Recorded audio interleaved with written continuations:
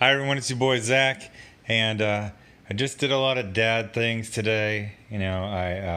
I walked the dog in tan slacks and sandals. I didn't have socks on. It's Texas. That would have been a death sentence. And I watched Quigley Down Under, and I loved it.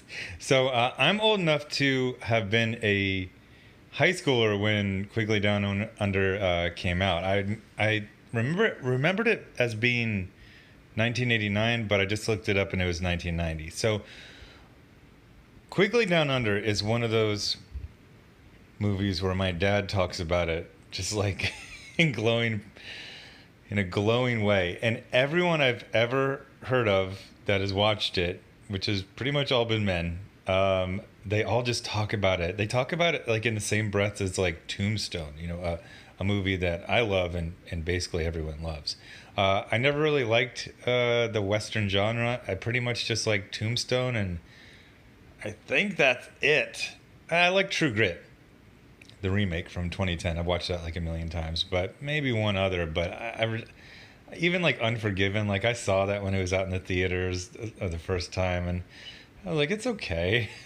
Oh no, I like the spaghetti westerns, the Fistful of Dollars and the two sequels, but I just generally don't like it. I grew up. My dad had grown up in the 50s, and so 50s and 60s, and so he grew up on cowboy stuff. So he would always watch it with me, and I just hated it. It was all like that cornball stuff where a bunch of like, the 1950s, 1960s westerns.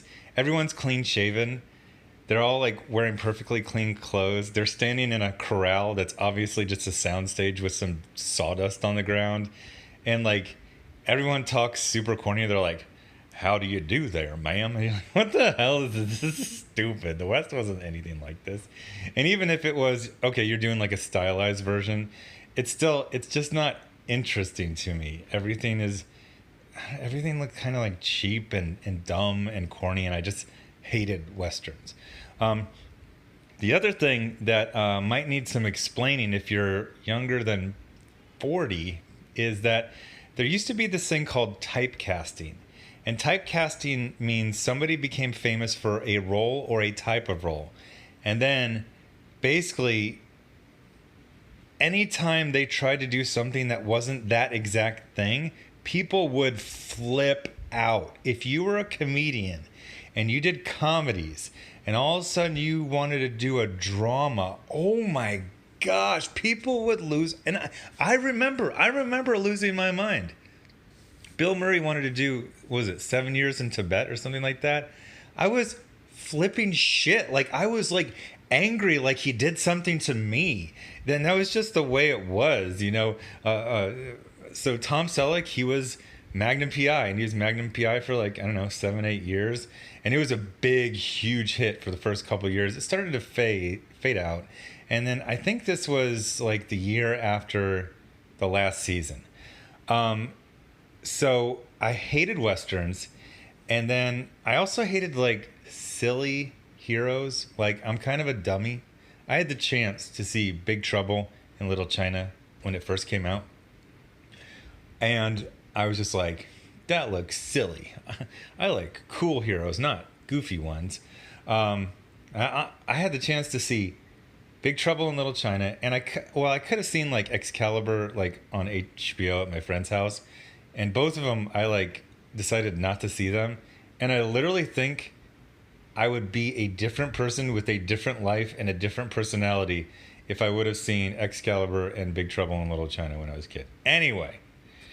So I hated Westerns, and me and pretty much everyone else in the world was still kind of obsessed with typecasting. Oh my God, you play a superhero. That's all anyone talks about for the rest of your life. Oh, he was Superman. Now you play superhero. People forget. People forget George Clooney was Batman. It didn't used to be that way. So I distinctly remember Quigley Down Under coming out, and I remember it making me angry that it existed. It was cowboys. It was from the poster and the trailers a silly, humorous main character, and it was breaking typecasting. Magnum PI was not playing Magnum PI.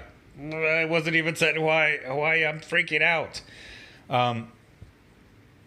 So I hated it. Every time I thought about it, I hated it. And I think one time, like maybe in the 90s, I tried to watch it. I'm pretty sure I was visiting my dad, and of course he's a dad, so he loved it. I wasn't a father at the time. So we got like 3 minutes in. I was like, I can't take this. It was the opening, the fight on the docks in Australia. I think the thing that drove me nuts was they were doing the old-timey cowboy music, like bum bum bum bum bum bum bum bum, like that type of stuff. Like all the cheesy westerns from the 50s and 60s had that type of music. So I was like, oh, miss me with this shit. But then something happened, and I didn't even realize it. But I've actually, I just saw Quigley Down Under. I just finished it today, but I've liked it for 17 years because that's how long I've been a father. Now, I never attempted to like it. I just kind of forgot about it. But amazingly, now that I'm a father, I like it. It's the most dad movie ever. I remember, like, when a woman gets pregnant, she goes through many changes, and even like her hips, like the bones in her hips shift permanently. And people act like a man doesn't have that many changes. He just plants the seed deep and then he goes on. But what happens is, at the moment of fertilization, the man in his mind likes Quigley Down Under. So Quigley Down Under is about a man whose name is Quigley Down Under. His first name is Quigley. His middle name is Down, and his last name is Under. And then the sequel that was never made, Quigley Down Under 2, was about his son, Quigley Down Under 2. Dad, I'm doing a. This is meta. It's a dad doing a video about a movie that only dads like, or primarily all dads like, and then I just did a dad joke. Yahtzee. It's about a guy named Matthew Quigley who is a sharpshooter. He answers an ad for some work down in Australia. He takes a ship for 3 months because that's what you did. How miserable does that sound? I was on a ship for, I don't know, I was on the USS Essex, and we actually did go to Australia. We left out of Okinawa, we went down to East Timor, we went down to Australia, then we went up to East Timor, back to Australia, back to East Timor, and then I think we went up, yeah. I was on a ship for, I think the longest without getting off the ship was maybe like 3 or 4 weeks. And that wasn't bad because the ship had a gym, had a library, had a little convenience store. It had actually fairly good food, lots of free time. But what would you do? What would you do? So he answers an ad. He goes out into I don't think it's the Outback is like the interior of Australia, right? I'm not sure if he was in the Outback per se. I think they mentioned him being about a 3-day ride to the bad guy's ranch. By the way, they didn't properly establish how rich the bad guy was and what his business was. I'm going to assume ranching and cattle, but we didn't really see that. They might have said it in one. But anyway, so he goes up, he answers this ad, and then he finds out that he's actually there to shoot Aborigines. Because the Aborigines have learned to stay out of rifle shot, but Matthew Quigley, he's an expert at the Sharps rifle. I'm not an expert in old-timey rifles. I looked it up. It looks to be the special variant for shooting buffalo. So it was this very large cartridge, and you could shoot it like almost like 1,000 yards. And this is with iron sights, although it was a specialized type of sight. So a couple shenanigans. He meets this woman named Crazy Cora. He gets in a fight with the people who work with, I forgot the bad guy's name. Dalton, something like that. Something with a Q. Was it Rickman? Anthony Ripken? Something Rickman. Nathan something Rickman. The guy from Die Hard. Hans from Die Hard. Hans Gruber. So anyway, he finds out that he's there to hunt Aborigines, to which he immediately throws Nathan Rickman. I'm just gonna say Nathan Rickman through his door, and then he goes back in. Then he gets knocked out again. So then what was interesting was you think they're all gonna charge in and kill him, but they just kind of beat him up and they take him in the middle of the desert and they drop him there. 'Cause I was like, oh, that's probably more expected.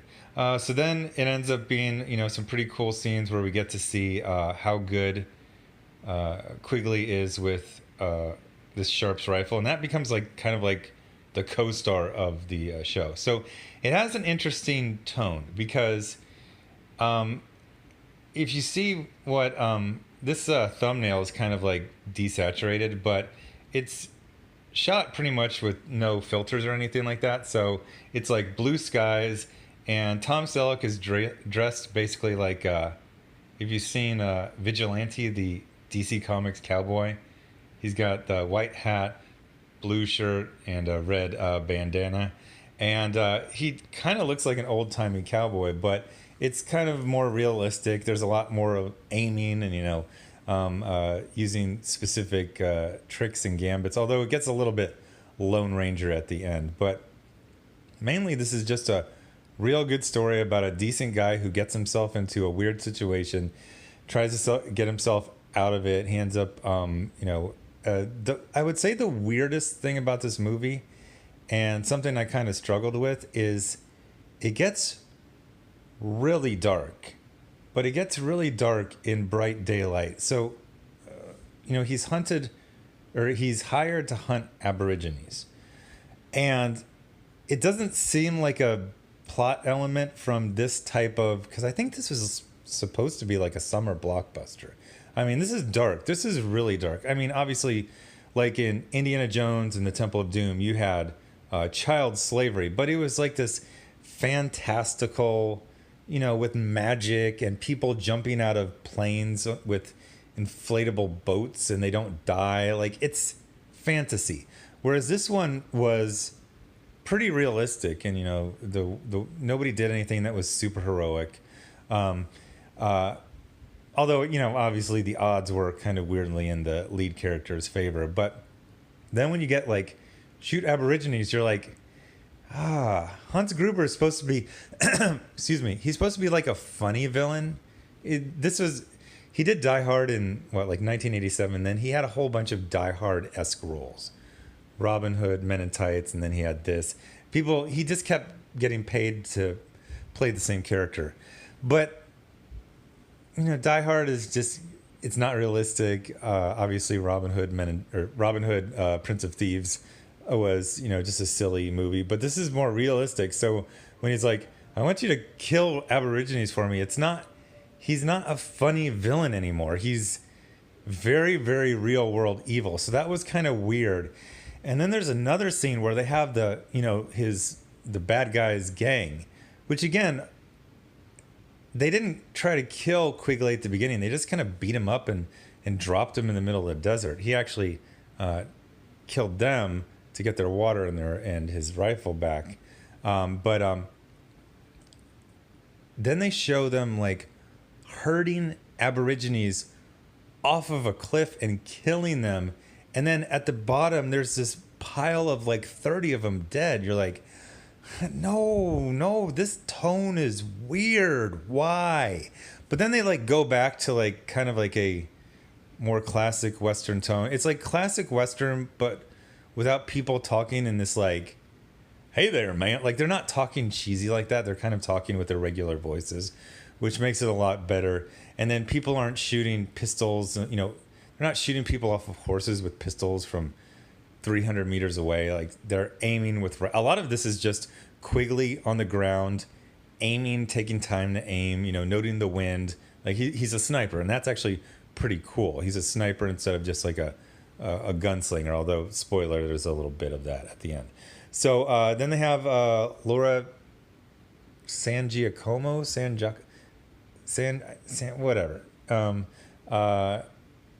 She's in it, and she plays this woman named Crazy Cora, and she does a really good job.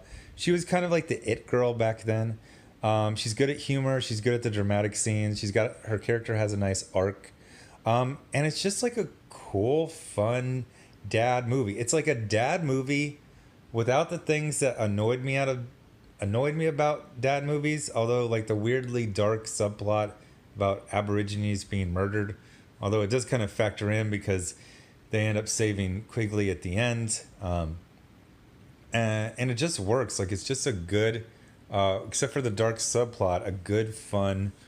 If I would have seen, I don't know. If I was a kid, I think I would have been too sour on it. But if you father children, and it unlocks that liking Quigley Down Under gene. So anyway, I would recommend this for anyone who's a father. Honestly, anyone who just likes like a good mainstream movie, as long as you can get out the weirdly dark subplot, it's pretty darn good. And the whole Sharp's rifle, like, obviously I was in the military and I like guns to an extent. Like I never bought one. I shoot, I don't know, a couple times a year. But usually in movies, they don't the guns are almost interchangeable. Like nothing really gets used correctly. Machine guns, like medium machine guns are used to clear rooms. Pistols are used in the situation you use a rifle. Grenades can blow up a whole building. Everything's just kind of silly. So it was pretty interesting to see a special weapon like the Sharp's rifle kind of used to the fullest extent of its dramatic capabilities. Although there was this one scene, I'm sure there's some experts in this type of rifle. At one scene, Tom Selleck, who I think is like 6'3", 6'4", he's probably 210, 220 on the average day. He's escaping from a burning building out of a skylight. And so he does a pretty cool thing where he breaks the skylight and then he puts his rifle up and then kind of uses the rifle as like a chin-up bar to pull himself up. Now, I know on modern rifles that would probably be a huge no-no. I mean, even with like a Barrett 50 cal, I don't think I'd recommend that. Does anyone know what the Sharp's rifle barrel was made out of? Would that have bent the barrel, warped it at all? Or was that thing just so solidly constructed that wouldn't have been like a big problem? So anyway, I'd give it a general recommend to as long as you're someone who can handle some type of Westerns, and I understand if you can handle 0 types of them. But anyway, thanks for watching, and I'll have a new video tomorrow. I'm probably going to do the finale of season 1 of Star Trek Discovery. I just need to get it over with. I think it looks like they're going to put Discovery into the future, the far future, not the Star Trek future, but the future of the Star Trek future. And it's going to be like just Discovery and, the crew and Spock maybe. And if they make Michael Burnham the captain, I refuse to watch it. I refuse. Anyway, so thanks for watching, and I'll have a new video up tomorrow.